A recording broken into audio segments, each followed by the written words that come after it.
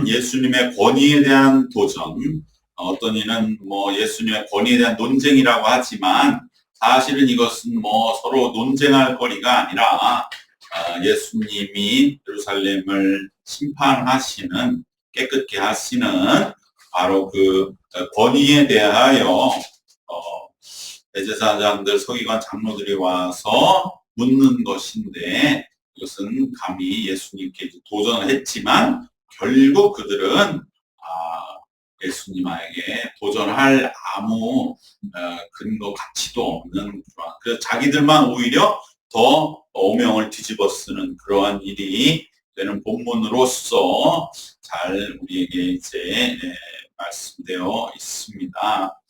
이것은 바로 우리도 쉽게 범하기 쉬운, 정말 하나님께서 우리에게 회개의 기회를 주시고 우리가 진정한 하나님의 뜻을 따르는 계기는 주어졌는데, 그때에 우리가 그것을 그대로 순수하게 받아들이고 따르면 좋은데, 항상 거기에 뭔가 토를 달아서 옳으신 예수님의 뜻이면 당연히 거기에는 당연한 권세가 붙고 권위가 붙는 것인데, 오히려 또 다른 권위를 요구해서 다른 권위가 있어야만 네가 이 일을 할 수 있는 건 아니냐라고 하는, 즉 우리가 어떠한 옳은 일, 정말로 내가 하나님 앞에 가야 할 길, 그 길을 하나님이 우리를 끌어당기시지만 우린 자꾸 거기에서 그거에 대한 권위를 요구하는 하나의 핑계를 대는 그러한 모습, 이것이 결국은 옳은 것을 알고 있어요. 그것이 진리의 길임을 알면서도 순종하지 아니하고 오히려 마치 별도의 권위가 따로 있어야 하는 것처럼 그것을 주장하면서 결국은 옳은 길, 진리를 대적하는 인간의 죄악의 본성이 얼마나 우리에게는 무섭고 강한 것인지를 보게 해주는 말씀인 것을 우리는 한 걸음 더 들어가서 생각해 보면서, 우리가 하나님이 우리에게 주신 길, 보이신 길, 정말 우리에게 예수님이 예루살렘은 이제 이 길로 가야 된다 하면서 성전을 깨끗하게 하시 심판하신 그 길로 가면 되는데, 온 예루살렘이 전부 다 모여서 나와가지고 예수님 앞에 정말 회개하고 우리가 그동안 성전을 잘못 운영했습니다. 그리고 예수님이 지시하신 길로 가면 되는데 가지 않다. 오히려 거기에 권위를 요구한다는 거죠. 무슨 권위가 필요하다는 겁니까? 그런데 우리도 이러한 생각을 많이 한다는 거예요, 사실. 우리도 예수님이 우리에게 가라 하신 길, 지시하신 길을 보이시는데 우리도 거기에 자꾸만 뭔가 다른 이유를 갖다 붙여서 그 일을 가야 되는 지금 상황이 아니지 않습니까? 라든지 뭔가 주님이 우리에게 보이신 길에 순수하게 동참하고 순종한다기보다는 거기에 항상 무엇인가 그것을 틀어버리는 명분과 이유를 대는 인간의 죄악된 본성이 그대로 나타나 있기 때문에 많은 사람들은 십자가가 옳은 줄 알아요.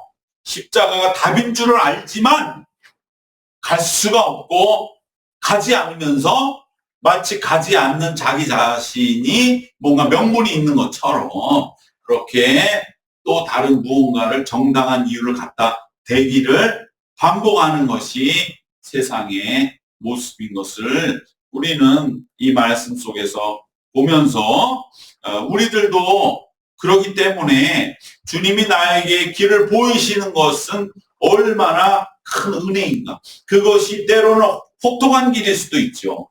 여기에서는 대제사장부터 자기의 모든 걸 다 내려놓고 예수님 앞에 어떻게 보면 인간적으로는 훨씬 더 자기보다 지위도 낮은 사람 앞에 이제 무릎을 꿇어야 되는 그 길이 우리가 가야 될 길이다. 주님이 보이신단 말이죠.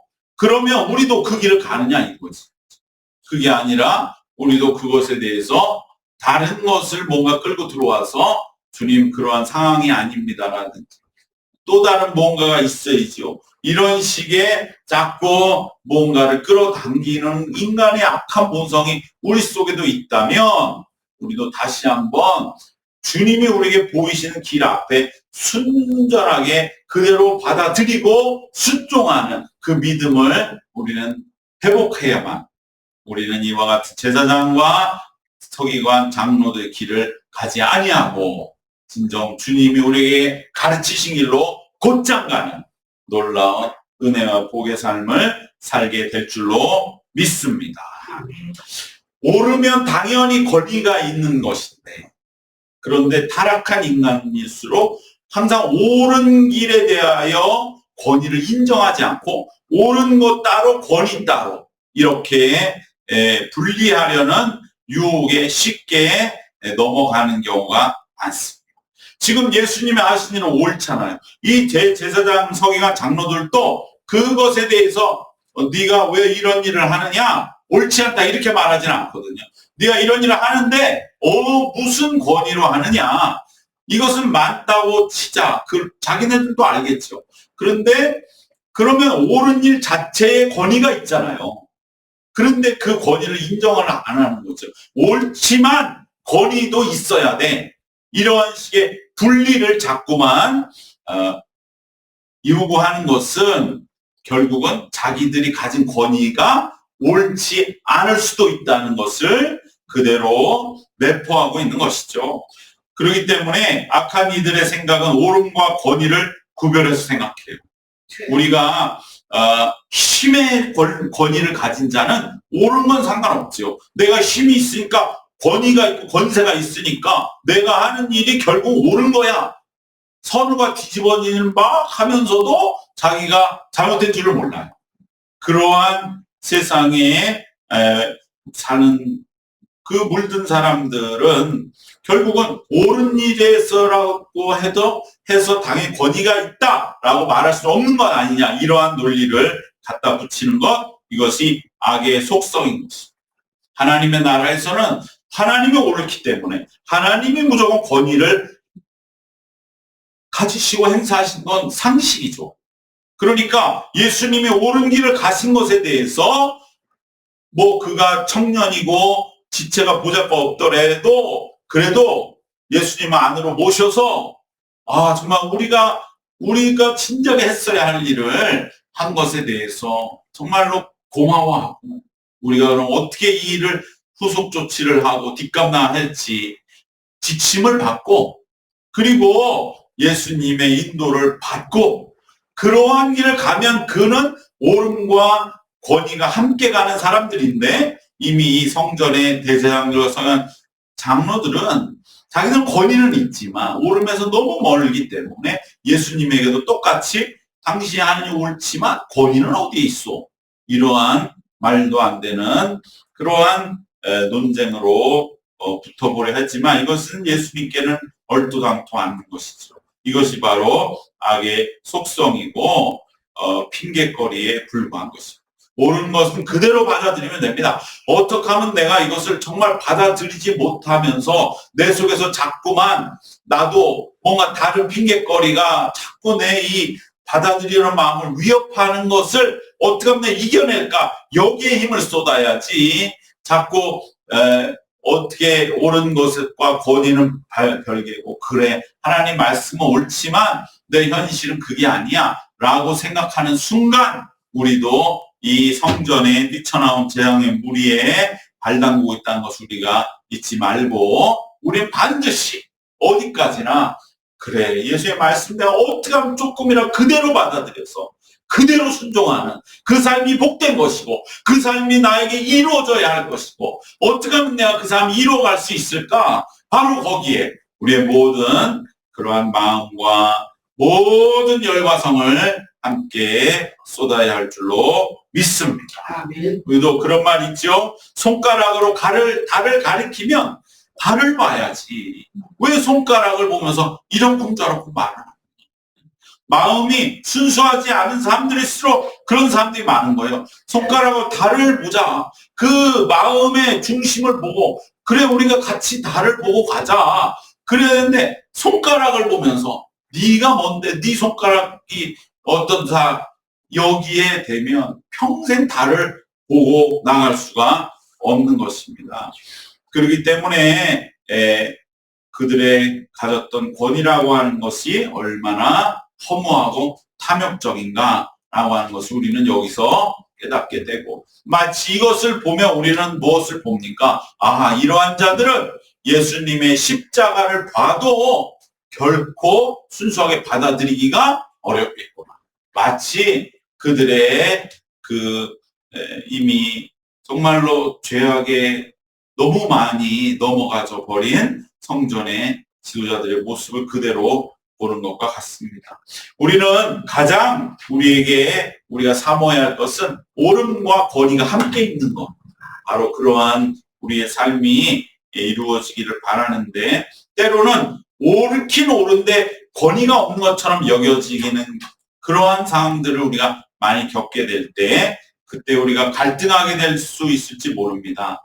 옳긴 옳은데 여기를 내가 가야 되는데 힘이 있고 좀 권능이 있으면 내가 이 옳은 길을 향해 가겠는데 그럴 힘이 없는 거예요. 여기에 지금 예수님을 대적하러 나온 사람들도 사실은 뭡니까? 권위가 없는 거죠. 예수님 볼 때는 무릎을 꿇는 게 진짜 권위인 것인데, 예수님 볼 때는 예수님 앞에 무릎을 꿇으면 그들의 권위가 회복되는 것인데, 오히려 그걸 모르고 마치 거기 예수님을 좀 겨루고 뭔가 예수님과 뭔가 이렇게 서로 충돌을 일으켜야 권위가 있는 것처럼 잘못 생각하는, 정말 힘이 없는데 힘이 있는 것을 착각하고 있는 것이죠.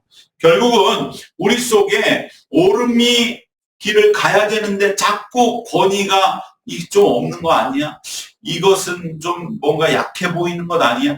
자꾸 그런 갈등이 있을 때 우리는 그럼에도 불구하고 바로 이 권위를 옳음 앞에 늘 비춰서 이건 내가 그 주님이 원하시는 길을 가는 데 있어서 자꾸만 이 나를 내리누르려는 그러한 생각들일 뿐이야. 자꾸 버리면서 우리는 권위와 옳은 길이 일치하도록 만들어 가야 할 줄 믿습니다. 그런데 지금 예수님을 적대하기 위해 나온 사람들은 어떤 사람들입니까? 오히려 옳은 길보다 권위가 훨씬 더 중요하다고 생각하는 사람들. 옳은 것도 권위 아래에 내리누를 수 있고 권위로 옳은 것도 바꿀 수 있다고 생각하는 사람들. 이 사람들은 어떻게 해야 됩니까? 이 사람들은 바로 허상인 권위를 깨야 되고 자신이 권위에 매여서 옳은 것도 분간하지 못하는 사람들인 것을 인정하며 회개해야 할 줄로 믿습니다. 결국은 예수님이 성전에 대하여 심판하시면서 회개를 강조하신 것과 똑같은 그러한 내용들이 이제 이어지는 것이죠. 회개해야 할 사람들이 하나님의 회개의 기회가 지금 주어졌는데, 회개해야 할 수 있는 아주 좋은 상황이 왔는데, 그런데 이 회개의 기회를 발로 차버리는 그 현장을 우리는 여기에서 보고 있는 것입니다. 자신의 힘, 성전 기득권자의 힘으로는 감히 할 수 없는 일을 예수님이 하셨어요. 그러면 자기들도 정말로 아무리 권위에 짓눌린 권위만을 소중하게 생각한 사람들이라 할지라도 그 권위도 무너지고 이제 하나님의 진리와 옳음이 예루살렘에서 선포되는 이때가 얼마나 회개해야 할 그 순간인지를 알았을 텐데, 이들은 오히려 이 회개의 자리를 발로 차버리고, 그리고 회개의 이 기회의 천금 같은 기회를 놓치는 상황들을 우리가 보고 있는 것입니다. 이처럼 회개할 수 있는 기회는 결코 우리에게 항상 오는 것이 아닙니다. 그리고 항상 중립적인 것도 아닙니다. 왜냐하면 회개해야 할 기회가 왔는데 그 시기를 못 잡으면 그 사람은 그냥 제자리에 멈추는 게 아니에요.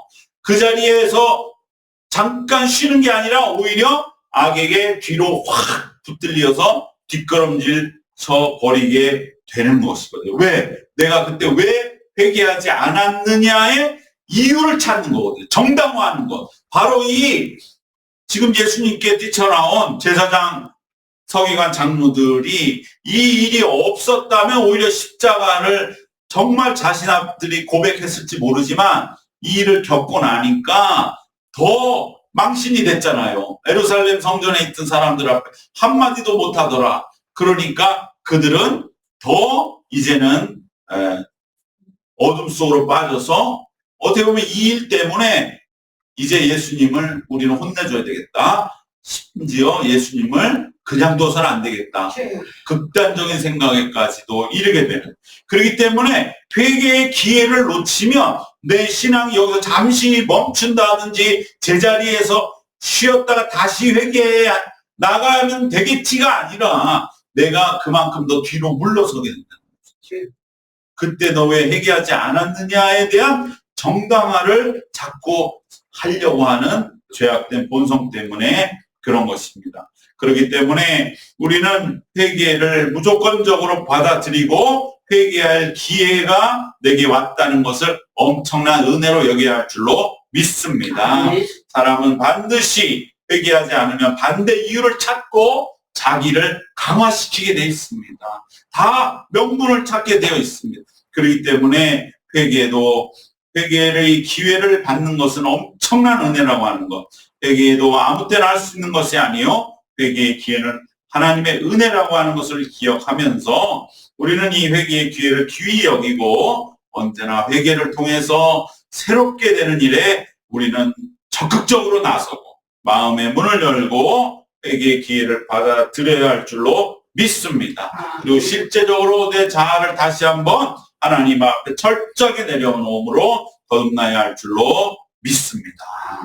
바로 이것이 이 예수님께 대적하러 나온 자들에게 예수님이 주시는 궁극적인 메시지가 되는 것입니다. 늘 예수님이 보이신 길 앞에서 다른 무언가 명분을 찾고 핑계거리를 찾는 우리들의 죄악된 본성을 우리도 오직 회개함으로 부수고 나아갈 수가 있음을 예수님 오늘 말씀 속에 우리에게 보이시는 줄로 믿습니다. 마지막으로 우리가 기억해야 할 것은 예수님이 그들의 이 죄악된 공격에 대하여 말씀하신 바로 요한의 세례가 하늘로부터냐 사람으로부터냐라고 하는 이 말씀 속에서 기억되는 세례 요한의 주신 축복인 줄 믿습니다. 바로 세례 요한의 삶을 언급하심으로 인하여 세례 요한의 삶은 귀한 가치를 인정받게 되는 것이죠. 세례 요한이 죽었던 억울함, 그의 순교자적 죽음이 헛되지 않았음을 예수님은 기억해 주시고 세례 요한이 하늘에서 얼마나 감격했을지 우리가 마음이 뭉클해지는 것입니다. 이처럼 우리의 삶의 가치도 오직 하나님 안에서 우리가 확인받는 삶이 영생의 삶인 줄 믿습니다. 우리가 유명한 요즘에 말이 있는 것처럼 바로 죽은 자가 산 자를 살린다. 그리고 살아있는 자가 죽은 자를 살리고 죽은 자가 산 자를 도와준다. 이 한강 작가가 그의 모든 작품들에서 가장 중요하게 여기는 주제인 것이죠. 죽은 사람이 오늘날 살아있는 사람을 살린다는 거죠. 우리가 역사 속에서도 민주화로 죽었던 그들의 피가 우리가 너무 민주화가 중요하구나. 그래서 오늘날 그걸 지킴으로써 많은 사람들 살리고 나라를 더욱더 부강하고 평화롭게 해나가는 일에 죽어있는 자가 오늘 우리 살아가는 사람들을 살리는 것이다. 또 살아있는 우리가 오히려 그들의 죽음을 기억하고 그들의 죽음이 값진 것이었음을 기억하며 되살리면서 지금도 우리 마음에 그 죽음을 늘 모시고 마음에 새기고 살아가면 살아있는 자가 죽은 자를 살리고 서로 이렇게 죽은 자가 산 자를 살리고 도와줄 수 있는 그러한 삶의 큰 인생의 진리, 이것이 많은 이들에게 우리의 역사의 현실 속에서도 언급이 되는 이것이 바로 다름이 아닌 누굽니까? 이게 예수님이시죠. 죽으신 예수님이 우리를 살리시고 여기서도 마찬가지로 예수님이 세례 요한을 말씀하심으로 죽은 세례 요한이 지금 이 순간 예수님의 어떻게 보면 공격적인 질문에 대한 가장 확실한 방어가 되셔서 세례 요한이 지금 현재로는 살아계신 예수님을 도와주신 것도 되는 것이죠. 이죠. 우리도 누군가의 삶에 나중에는 살아있는 자를 돕는 사람이 되는 거예요. 우리는 언제나 죽었을 때에 살아있는 누군가가 삶이 어렵고 힘들 때 내 전에 죽은 누군가를 기억하면서 그래 내가 다시 정신 차려야지 그 받은 사랑과 그 은혜가 오늘 이렇게 흐트러져면 안 되지 하는 마음으로 다시 한번 힘을 얻고 살아갈 때 우리는 진정 죽은 자가 산 자를 살리는 그러한 삶의 서로 간의 이러한 뜨거운 연결 속에서 결국은 삶의 값어치가 더 높아지게 될 줄로 믿습니다. 바로 오늘 말씀 속에 예수님은 그들의 정말 이것은 어떻게 보면 예수 입장에서는 요즘 말로 말 같지도 않은 말을 와서 하는 이들을 같이 논쟁이 안 되는 거예요. 적수가 안 돼요. 그럴 때 예수님 한마디로 그래 그럼 세례 요한의 세례가 하늘로부터냐 사람으로부터 너희는 옳은 길을 보면서도 인정하면서도 지금 억지를 쓰고 있다. 세례 요한의 세례가 이제 그가 죽고 나서 많은 이들에게 세월이 지나면서 마음에 새겨지는 판단은 그는 정말 하나님 사람이요. 억울하게 죽었다. 그가 했던 세례가 옳았다. 지금 다 사람들은 옳은 길을 가고 있지 않느냐. 너희들도 나중에 다 판결을 받을 것 아니냐. 그런데 왜 옳은 길을 예수님이 지금 보이셨는데 그것에 대해서 무슨 얼토당토한 권위가 필요한 것처럼 가져와서 억지를 부리는 너희들의 모습을 스스로 깨달아라 하는 그러한 반문으로 던지셨을 때 그들도 알거든요.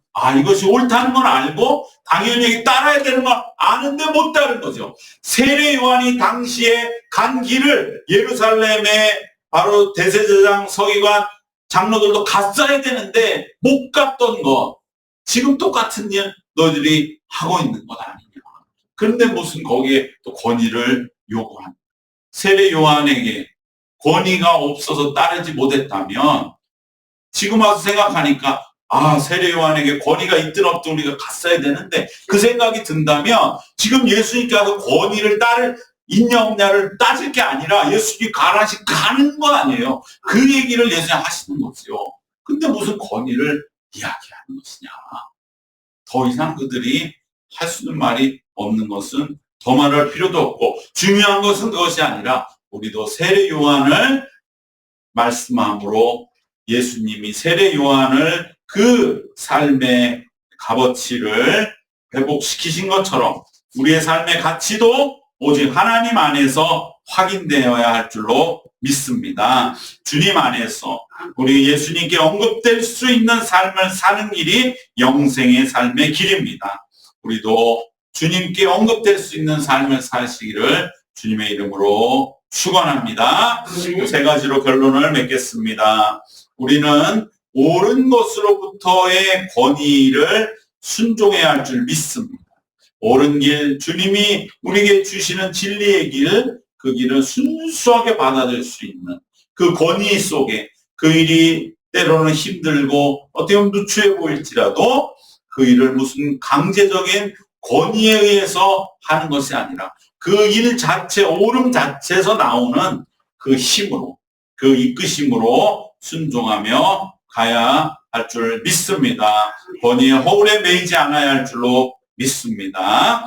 두 번째로 우리는 회개할 기회에 회개하지 않으면 오히려 더 악을 합리화하는 형편이 되어간다는 기억하면서 우리는 회개할 기회를 언제든지 귀하게 여기고 회개할 기회에 굳건하게 회개함으로 거듭나야 할 줄 믿습니다. 마지막으로 예수님이 말씀하신 세례 요한처럼 우리들도 주님 안에서 예수님 안에서 인정받고 언급되는 삶을 사는 그것에 우리의 삶의 마지막 목표를 두고 예수님의 귀하신 말씀 속에서 기억될 수 있는 그러한 남은 생, 값어치 있는 진정으로 남은 삶을 살아가는 우리 모두 되시기를 주님의 이름으로 축원합니다.